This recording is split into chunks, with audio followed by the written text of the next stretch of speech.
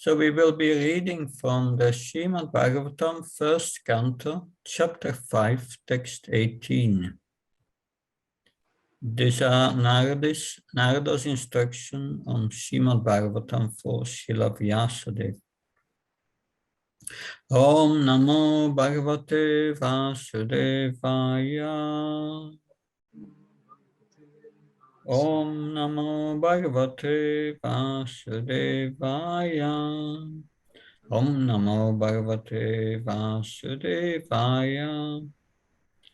Tasyaiva hetu payate takovido nalapyate yat brahmatam uparyada talapyate dukavan yata sukam kalene sarvatra gabiram asa. I will read word-for-word translation. Tasya, for that purpose, eva, only, hetu, reason, prayateta, should endeavor, govida, one who is philosophically inclined, nalapyate, is not obtained, yat, what, brahmatam, wandering, uparyada, from top to bottom, that lapyate can be obtained, dukkhavat, like the miseries, anyata, as a result of previous work, sukham, sense enjoyment, kalena, in course of time, sarvatra, everywhere, gabira, subtle, ramasa, progress. Translation and purport by A.C. Bhaktivedanta Swami Srila Prabhupada Ki. Persons who are actually intelligent and philosophically inclined should endeavor only for that purposeful end, which is not obtainable even by wandering from the topmost planet, Brahmaloka, down to the lowest planet, Patal. As far as happiness derived from sense enjoyment is concerned, it can be obtained automatically in course of time. Just as in course of time we obtain miseries, even though we do not desire them. Purport. Every man everywhere is trying to obtain the greatest amount of sense enjoyment by various endeavors. Some men are busy engaged in trade, industry, economic development, political supremacy, etc. And some of them are engaged in fruitive work to become happy in the next life by attaining higher planets. It is said that on the moon the inhabitants are fit for greater sense enjoyment by drinking samaras, and the Pitri-loka is obtained by good charitable work. So there are various programs for sense gratification, either during this life or in the life after death.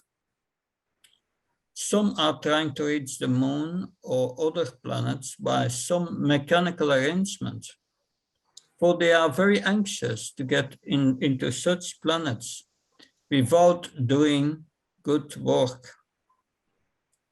But this is not to happen. By the law of the Supreme, different places are meant for different grades of living beings according to the work they have performed.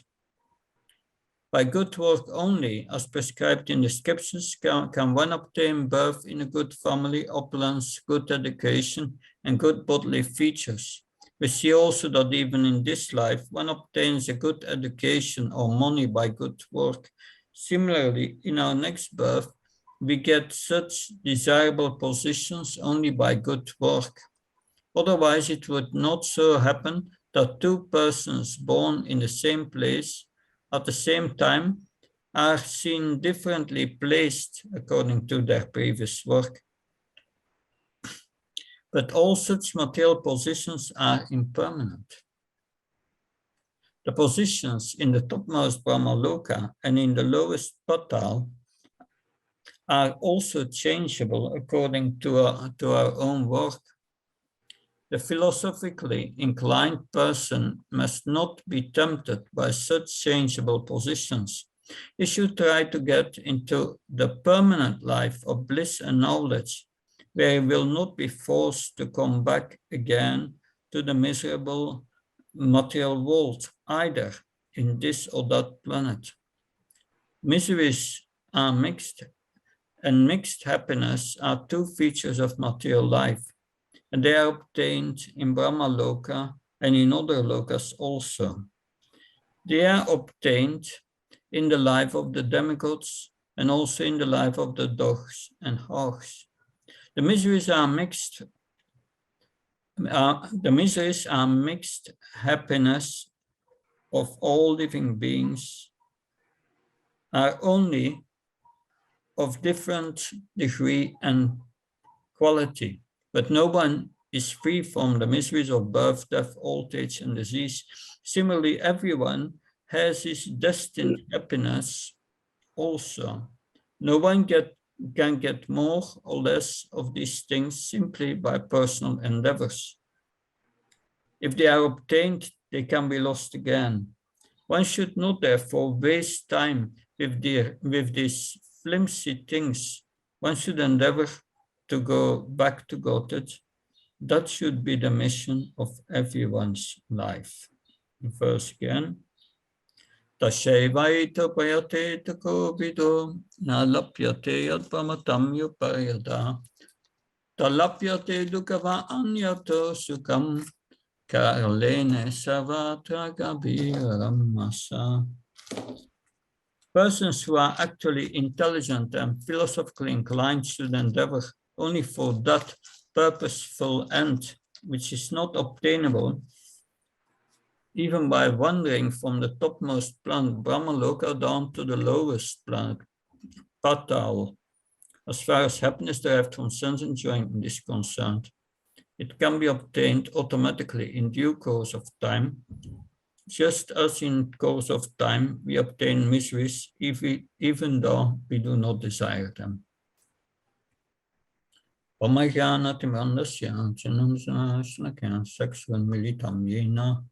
Tasmai Shri Gurave Namah.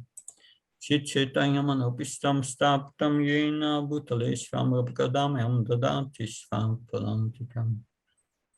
Vandeham Shri Shri Yoda Padkamalam Shigum Vaishnavam Sam Shri Rupam Jagajatam Saganaragnatam Pitam Tam Sajivam Sadvaitam Savdutam Parjana Saitam Shri Krishna Chaitanya Devam Shri Radha Krishna Padam Sagalita Shivshakam Vitamsha He Krishna Karuna Sindhu Dina Bandha Jat Pate Gopesha Gopka Kanta Radha Kanta Namaste Tapta Kansana Gaurangi Radhe Vrindavanashve Vishabhanu Sutadevi Pranamama Haripriya Pankha Kautabhisha Kripa Sindhai Visha Patnam Pavanabhyo Vaishnabhyo Namo Namo Jaya Shri Krishna Chaitanya Prabhu Nityananda Shri Advaita Gadadhar Shivasad Gaura Bhaktavina Hare Krishna Krishna Krishna Hare Hare Hare Ram, Ram Ram,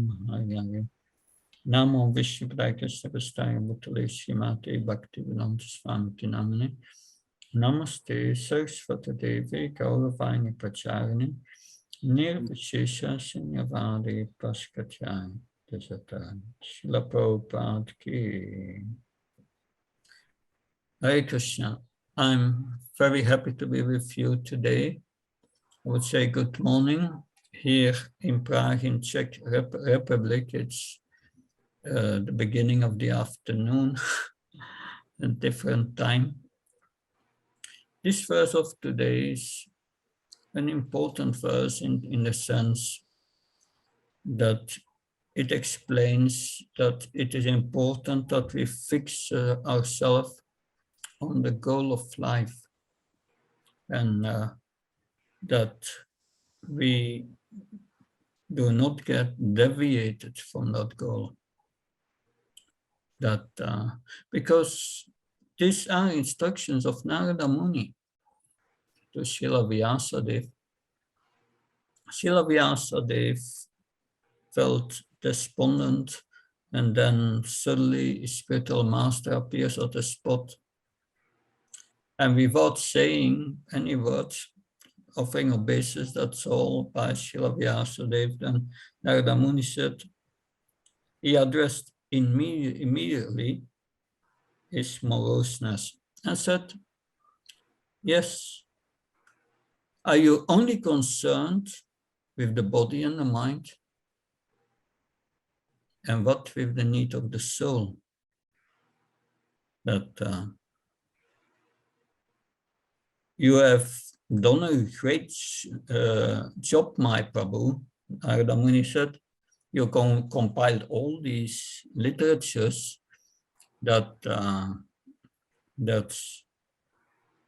all this, yeah, you wrote the Mahabharata and so on. But there is one problem. You did not glorify the Supreme Lord sufficiently. And you have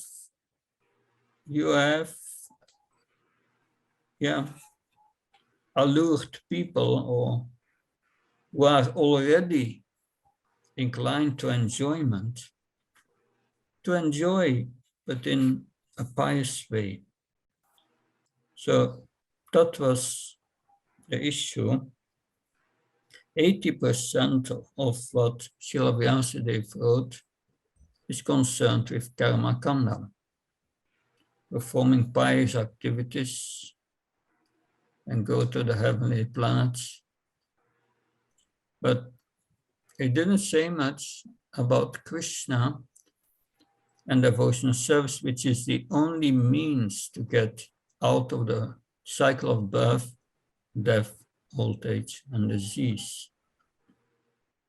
Now this verse says that we should not be interested in happiness in this world.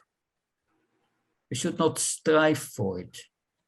And that's a very important point. When we take birth in this world, our karma is fixed.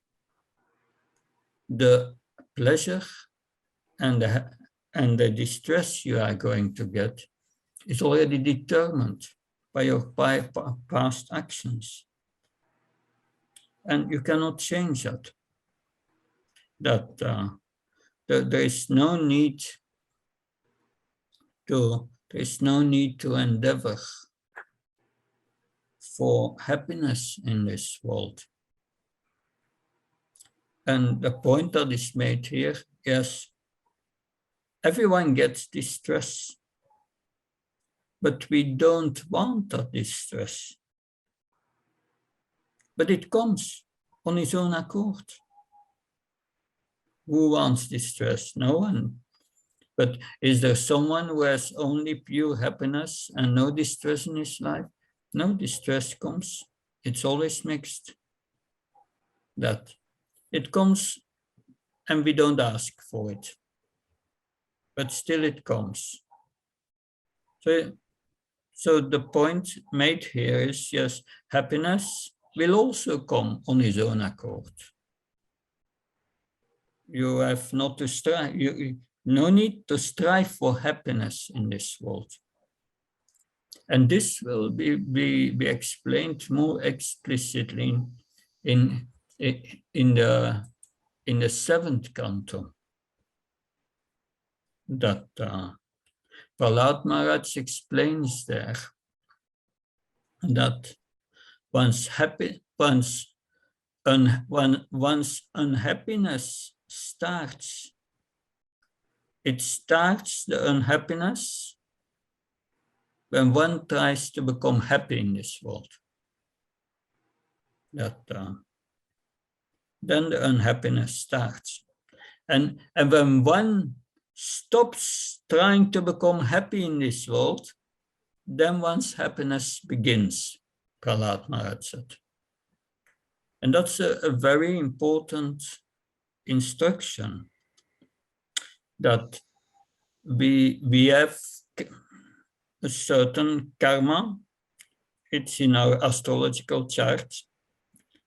And that's the happiness and distress you are going to receive. And a devotee accepts that. And he tries from his position of happiness and distress to serve Krishna. But he's not going to try to change his situation in a more happy one in this world. That more than 10 years ago, I was counseling a devotee, and he moved from the Ukraine to Ireland. I was working there in a Govinda restaurant. And he said, yes, after 2 months working there, we had regular Skype talks. Then he told me, it's already 2 months I'm working here, and they are not paying me. So there was a salary agreed. And so finally, a few months later, he moved to New York, and he was also working in Govindas there. So he got paid from Ireland, but it was very late, because he was thinking, in New York it will be better. But then, after 2 months later, we had a Skype talk, and he told me, can you believe it? It's already 2 months and they are not paying me. So you can move and try to change your situation, but your karma is going with you. Finally, there is no point in trying to change your position of happiness. That karma is fixed. Your reactions are there. So instead of trying to be happy in this world, that we must focus on the goal of our life and trying to become Krishna conscious. That forget about this happiness and this stress. It's for the body, which is very temporary. And what is the message that Bhagavad Gita gives about this happiness and distress? That Krishna says to Arjuna, your body changes from boy to youth to old age, and you have to tolerate these changes. Matras pasistikantya shitishna sukadukada agamapain nityastam stishas vabharata. Like the heat in the summer and the cold in the winter, one must tolerate this happiness and distress. And one should become equal to this happiness, so-called happiness and distress for the body. That is explained in chapter 5 in Bhagavad Gita and in many verses. That na prasit yet priyam prapya novichet prapya sabriyam. Stirbuddhira samuda brahmavid brahmanistita. A person who neither rejoices upon achieving something pleasant, nor laments upon obtaining something unpleasant, who is self-intelligent, unbewildered, who knows the signs of God, is already situated in transcendence. So, therefore, Krishna says in Bhagavad Gita, Yamina vyatatante purusham purushakshava agamapi nitya stam stitikshashva bharata. So, some dukkha sukham dhyam shomi tatvaya kalpate. So if one becomes equal in happiness and distress, then one is ready for liberation. So this tolerating is very important in trying to Instead of trying to change our situation, tolerate and engage in devotional service. Absorb your mind in Krishna through devotional service constantly without any interruption. And if we make plans for our own happiness in this world, which is not the happiness of the soul. The happiness of the soul means, what do we all want? We want to love and be loved. That is what we want. And this love and that be loved, that is experienced in our relationship with Krishna. Also, we can experience that in our relationship with other living entities if we see Krishna in their heart and see them connected with Krishna. That I've also if we speak about marriage in Krishna consciousness, if the marriage is done to become happy, then it goes wrong. That is not a proper motivation, just to become happy. Of course, there must, astrologically, the likes and dislikes must be similar or compatible at least. And that will help that that will help to have materially at least a more or less satisfying situation. Trouble is always there, distress is always there. But what is the goal of this marriage in Krishna consciousness? So a devotee came to Srila Prabhupada and asked, I'm just married, and so what is my duty in the Grihastha? How do I see the relationship with my wife?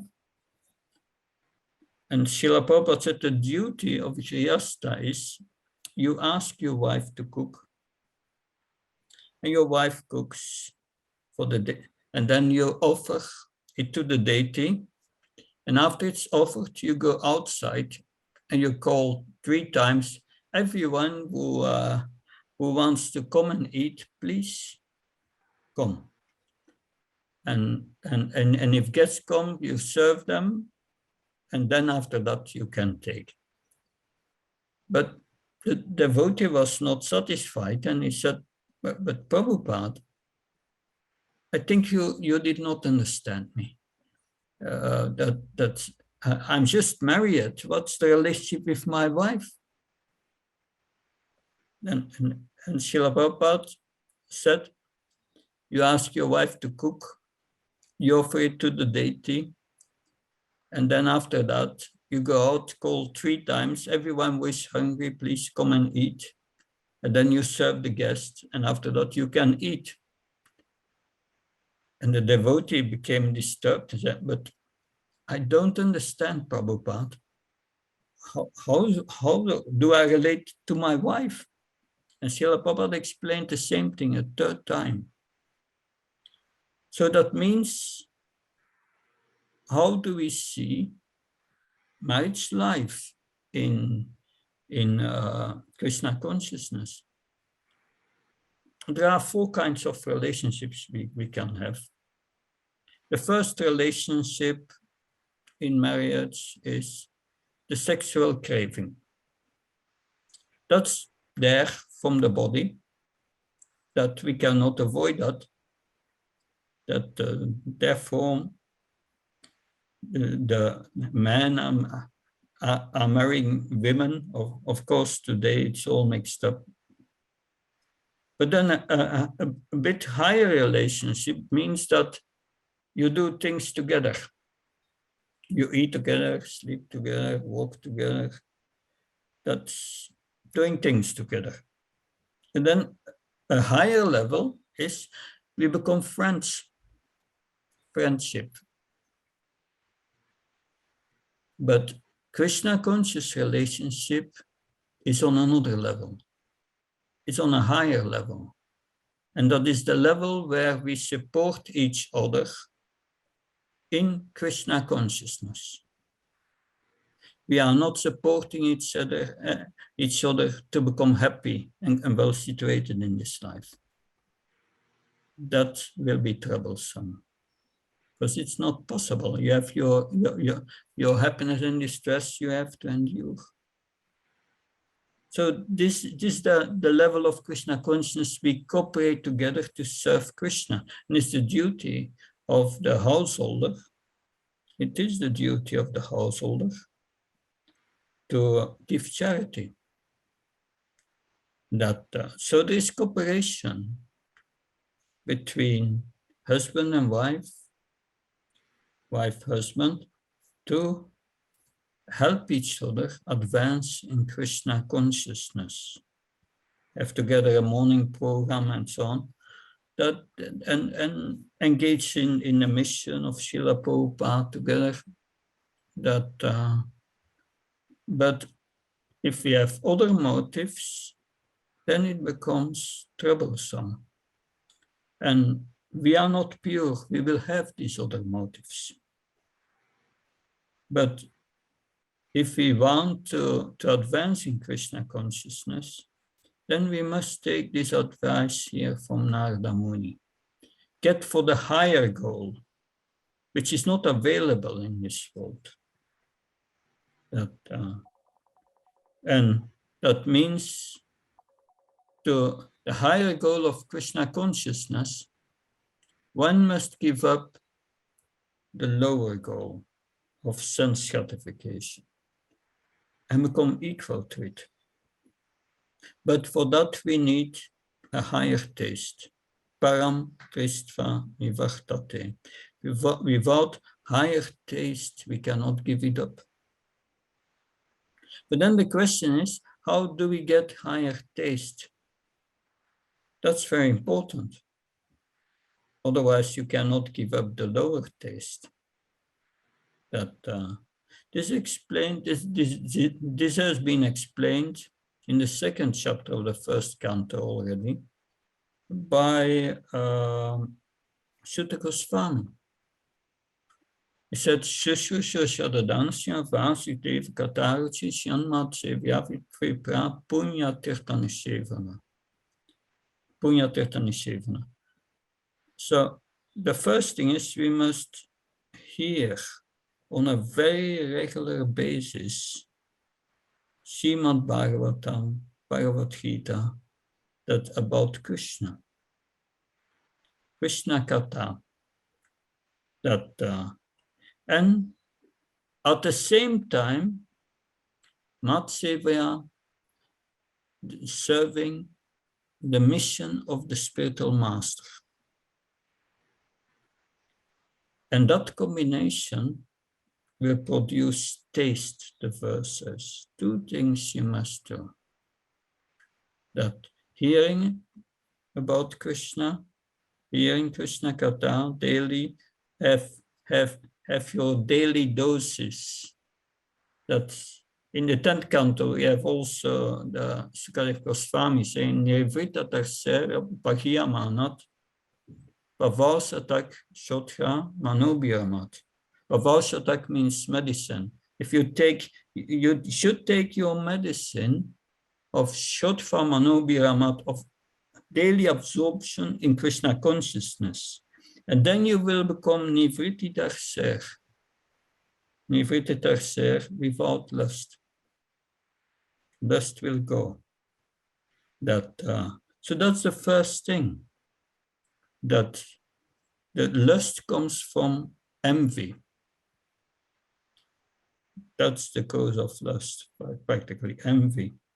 Envy of Krishna. We want to control things and enjoy things in this world and become the proprietor, I, mine, but everything belongs to Krishna. And Krishna is the enjoyer, Bhaktaram Jagatapasam, because he is the proprietor of everything, Sarvalokamaishvaram. And that's our mistake. But if we hear regularly, then yes, this lust will go. we will become purified, and we will become non-envious at the end. That so this is one part to get higher taste. And the second part is Mat Sevayam, pleasing the spiritual master. We please Srila Prabhupada by engaging in devotional service. So that combination will give a higher taste. That if after hearing for many years we have still lust in our heart, then what is the problem? That someone asked this question to Jai Advaita Maharaj, and he quoted this verse, Nirvita Darseo Pagyamanat Bhava Sadak Shotvamanobhiramat. Said you should hear regularly of Krishna, and after hearing you are still not free from lust, then increase the dose, hear more. We should practically take that medicine on a very regular basis. Therefore, Srila Prabhupada gave us morning program, evening program, and then Srila Prabhupada gave us the way to please him and the previous acharyas, engage in his mission. And that combination produces taste. If you only hear and you don't engage in the mission, then the real taste will not come. Sometimes the devotees say, I'm chanting for so many years and I'm not making advancement.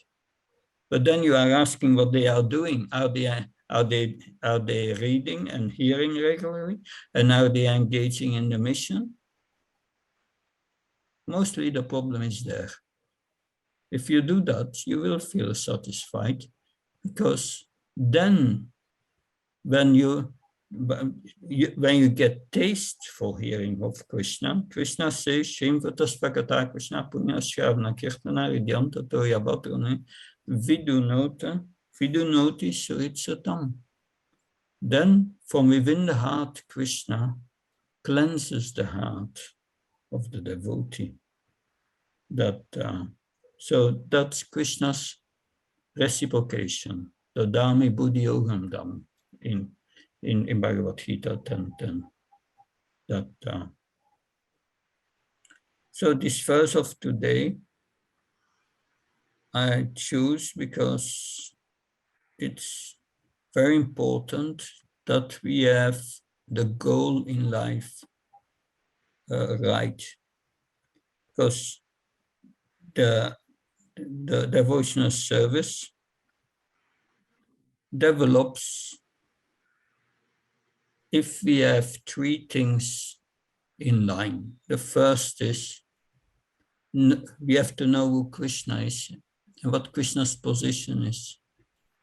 That's called Sambandha Jnana, understanding we are a servant of Krishna. And then Abhideya Jnana, how to engage in that service. And we hear today, engaging in hearing is very important, and serving Krishna by pleasing the spiritual master. And then Prayojan. The goal is pure devotional service. It's not going to the heavenly planets. It's not to become happy in this world. No, happiness and distress will come. But if we absorb our body if we absorb our consciousness in this body and this mind, we will experience this happiness and distress. Can be very heavy. But if we absorb our consciousness in Krishna and serving Krishna, we don't have time for that. We are out of it. So it's important to be always engaged nicely. Yeah. A devotee asked Srila Prabhupada, do you have lust in your mind? And Srila Prabhupada did not answer directly, but then later, after the class, he went down to, they were going to drive him to another temple in America. And the devotee asked this question, opened the door of the car, and Srila Prabhupada looked at him and said, yes, I've lust in my mind, but I've no time for it. No time for it. That's the point. So sometimes we hear devotees saying, I've too much service, too much. But it's a blessing. You don't have time for anything else. So that's very nice. That keeps you on the safe side, that this happiness and distress is for the body, and we just have to tolerate it. Like the gopis in Vrindavan, and the residents of Vrindavan in general, sometimes they just forgot to eat. They are just so absorbed in Krishna consciousness that they forget about the body. They become like a drunken man. A drunken man, he's not aware, do I wear clothes or not? No idea.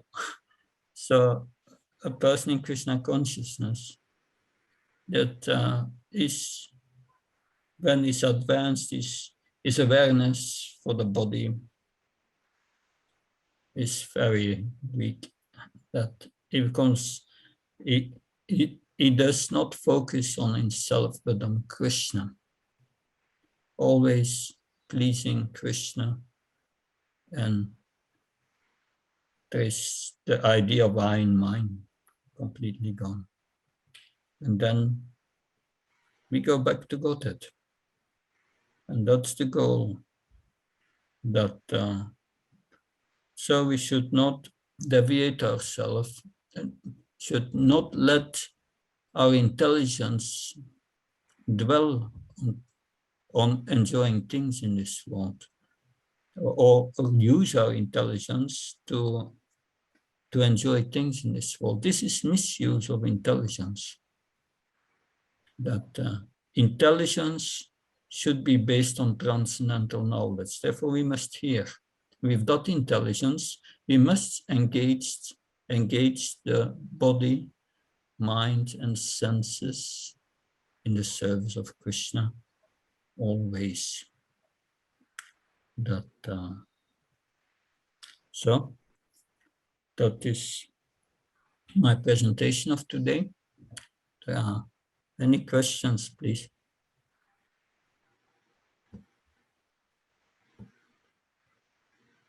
Thank you, Maharaj. Yeah, I had one question, Maharaj. Thank you for the class.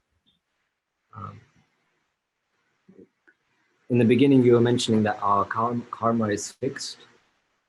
And so when we enter into a new life, our happiness and our distress is given as a quota. Mm-hmm. You were mentioning that we shouldn't endeavor for the happiness just as we don't endeavor for the distress. And I was thinking, is that what renunciation is?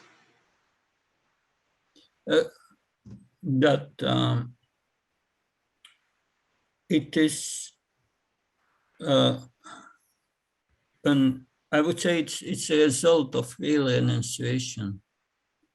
Real renunciation is mentioned in Nectar of Devotion, that Nectar of Devotion, there it's mentioned, Anna saktasya visayan yatartam upayumyata nirbanda Krishna sambande yukta varahyam uchate.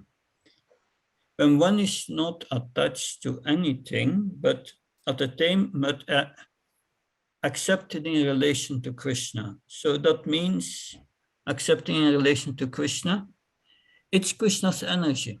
It's coming from him. It's not mine. It's Krishna's. From the moment you think it's mine, we are in material consciousness. And then you cannot be renounced. Real renunciation means that it belongs to Krishna and we accept it in relation to Krishna. So then one is above possessiveness, Rupa Goswami says.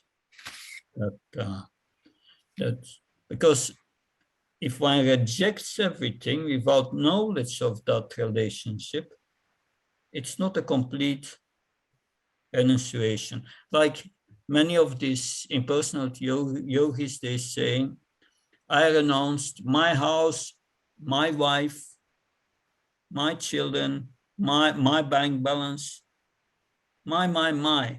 But that is wrong. It does not belong to them to begin with. It's like I'm going to the house of my nature, of my neighbor, and I'm going to say I'm going to live here and enjoy that it's mine. The man will call the police and you get in trouble. So it's the same thing in this world. If we think this is mine, and for my enjoyment, we come under the laws of material nature.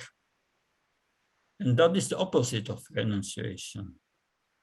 So if one rejects everything without a relationship to Krishna, it's not complete. So devotees have complete understanding.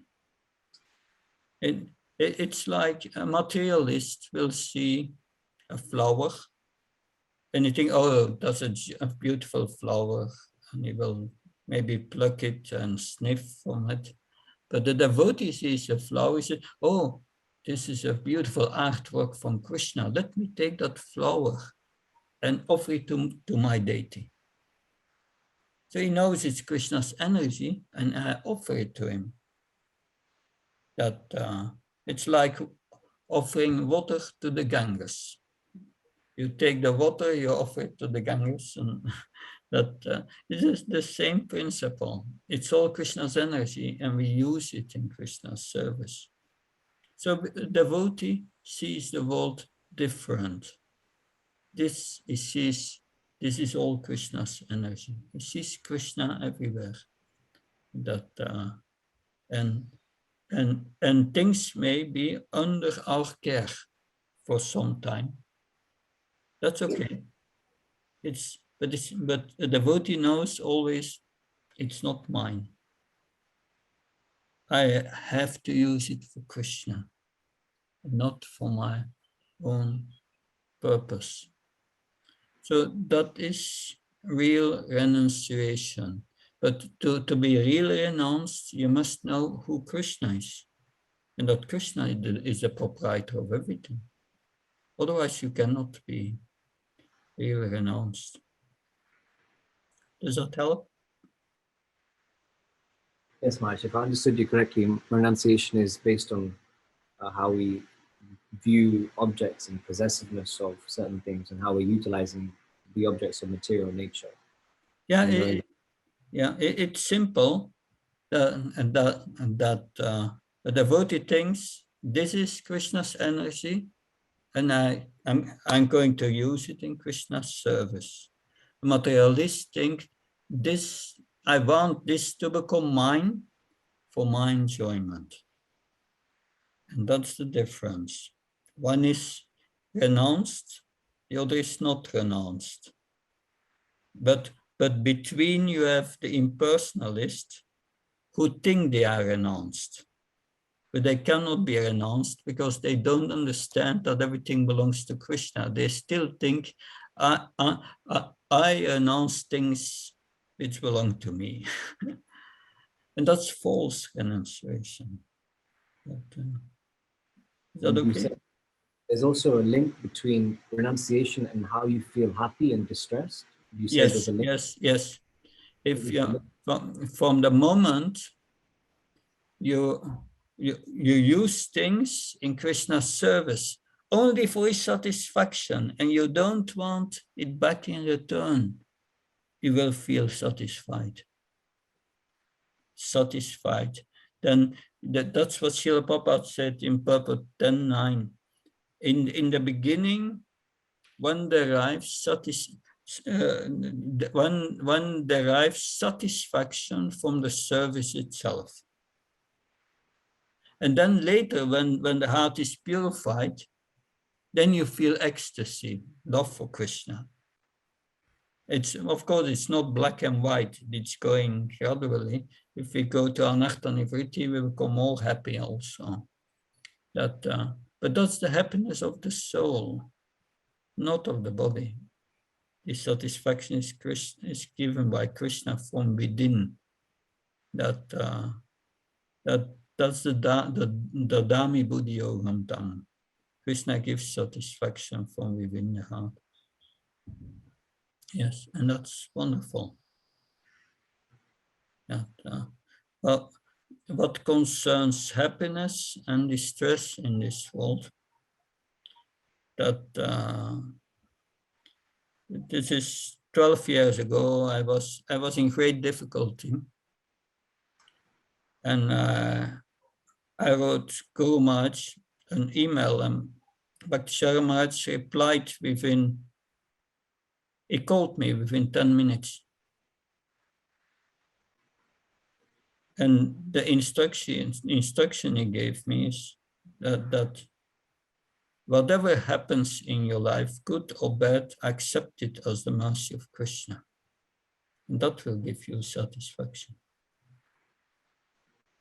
So because that means we don't need to try to change our situation to become happy. That it's important that we have a situation in which we are fully engaged and as much as possible according to our nature. That's important. Any further questions? Yes, Maharaj. Krishna Purnachan. Hare Krishna. Thank you very much, Maharaj. Wonderful lecture. And thank you for agreeing to meet all of us every week. It is really will help us. Yeah, I do my best. That I'm in Czech now, and next week I will be in Germany probably. Okay. Good. So Maharaj, very nice lecture. I have a question that how we can balance this thought that yes, we need to be detached, but at the same time the practical mind says, okay, you have to do this. I'll give one example. Say, for example, for a career. Now I have say set of a career currently which I am focusing, but my one mind says practically, okay, I need to go to the next level, and so that basically you will get more recognition as well as more money, because money and prosperity would be needed for future. Because once our capacity to earn would diminish, then it will be very difficult to make such changes.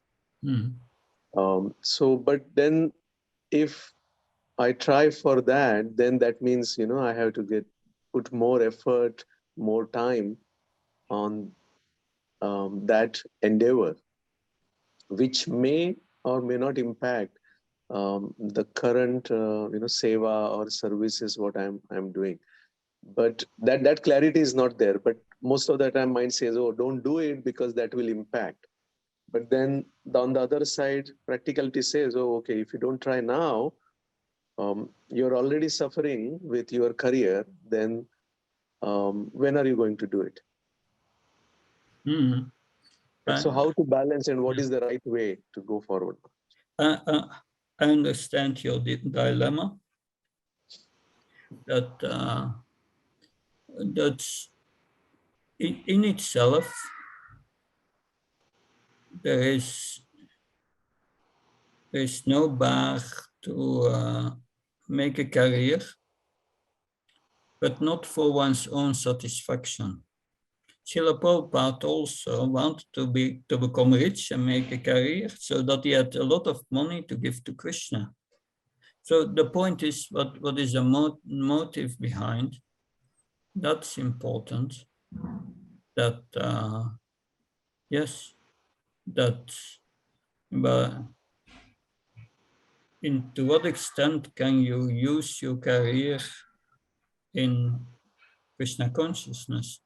But then there is the question, what's the cost price of doing that?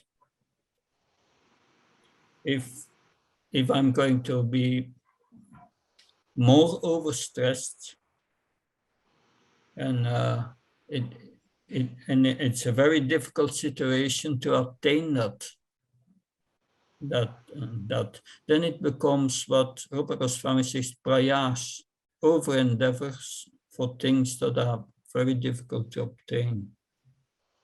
Also, the second point I would make is, and you can consider that in making your own decision. The second point is, devotees want to live a simple life and high thinking. That means that the promotion in your job cannot go at the cost of your spiritual sadhana and spiritual life. So that's the second point. That by that you can understand where the balance is. Thus, in other words, the message is, we don't live to work, we work to live. And that's important, that we have sufficient time for our seva.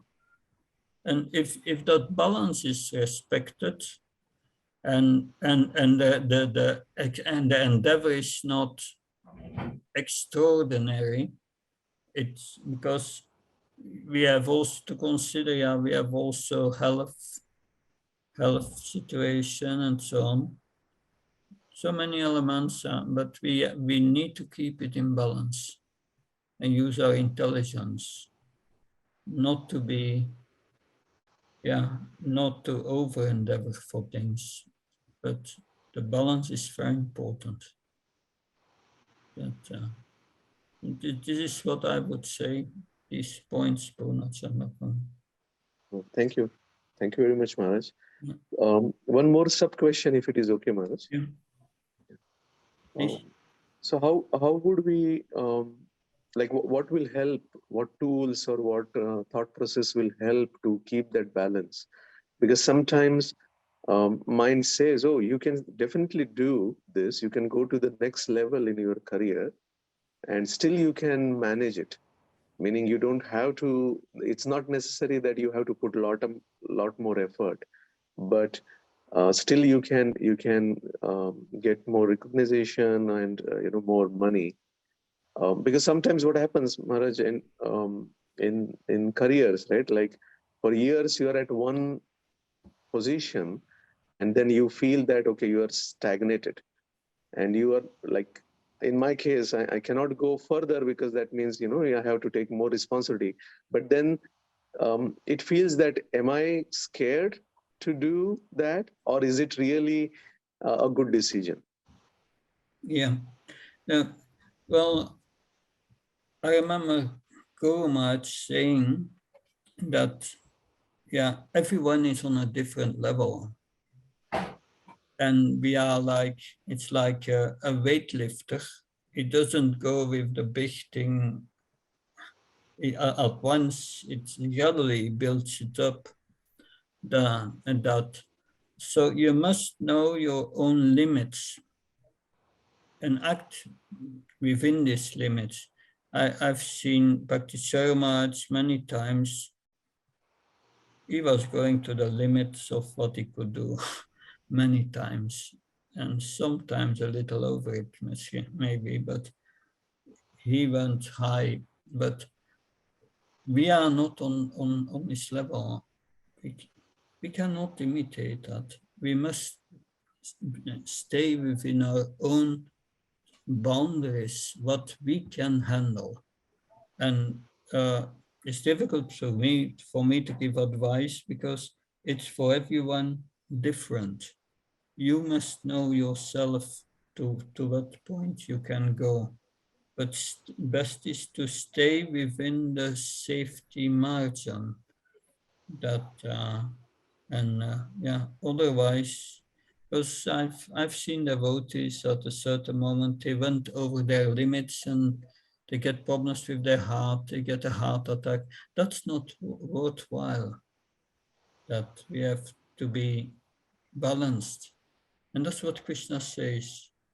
Sleep not too much, but also not too less. Don't eat too much, not too less.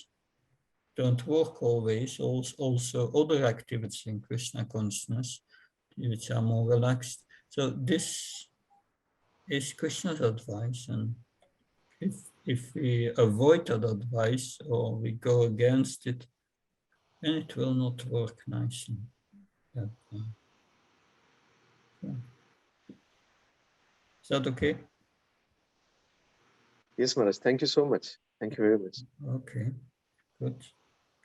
Yes, Rasraj Krishna, please.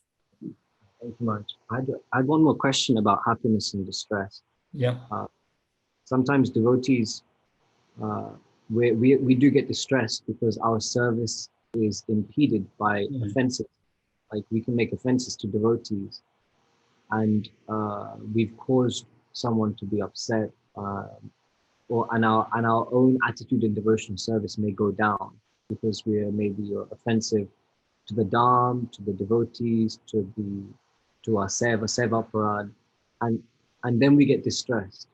So I've in Srimad Bhagavatam many times it's said like the devotees are enraged when demons take birth in the material world. So there is a possibility for devotees to also be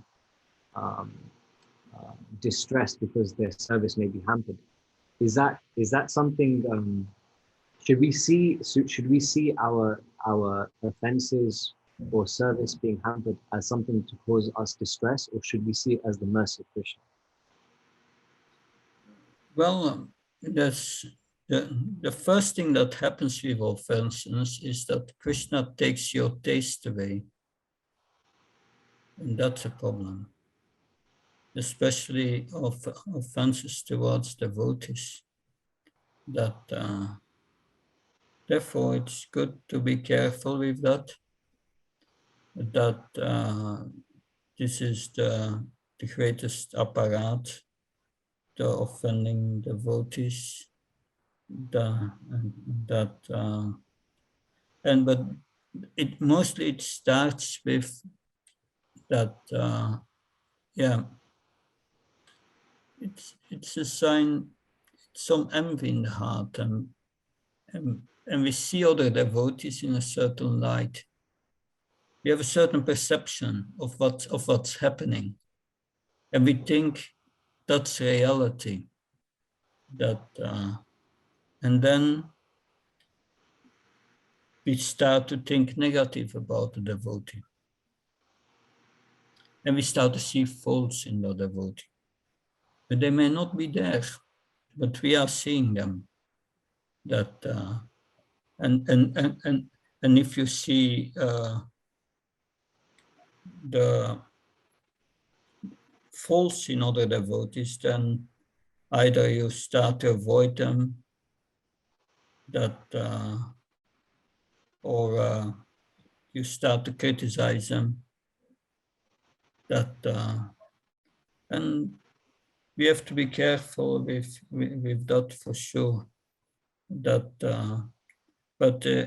if our taste is going away, we can understand something is wrong in my attitude. So that's the first thing a devotee sees, is the fault lies in me, not in the other. That's the first thing. That it's not easy, because we have our perceptions to the modes of nature. And we think that's our reality. But like you go, there's an accident with a car, and there are 25 witnesses, and you ask each witness what happened, and you will get 25 different reports. So we cannot see what's going in the heart of the devotee. So this is something certainly to avoid in our dealings, but to stay on the safe side is serve always the devotees. You serve them and try to please them, even if you have some negative feelings towards in your heart. Overcome that. And Krishna will be pleased if you do. That's for certainly. It's not easy because I see myself, I've also been hurt by devotees and still that false ego is there. But then we should not create a hard feeling for these devotees in our heart. No, that's, yeah, it's not easy in the beginning, but it's a very important point that we become disturbed by so many things, but it's why are we disturbed by other devotees? Because of false ego. False ego, we suffer. We feel dishonored or disrespected or that. Yeah. So yeah, but every situation may be different. Does that help? Yeah, that's the question. Okay. Good. Good. Then if there are no questions, and I'm looking forward to see you next week. I will be at Goloka Dam in Germany. It should be okay. I will meet Pradyumna Prabhu there. He comes from India, and we will meet him in Goloka Dam. We'll meet him in Goloka Dam before I go to Belgium. Good. Thank you very much. Thank you. Hare Krishna. Jai Thank you very Prabhupada. much. Jai Shri Prabhupada. Jai Guru. Hare Bol. Hare Krishna.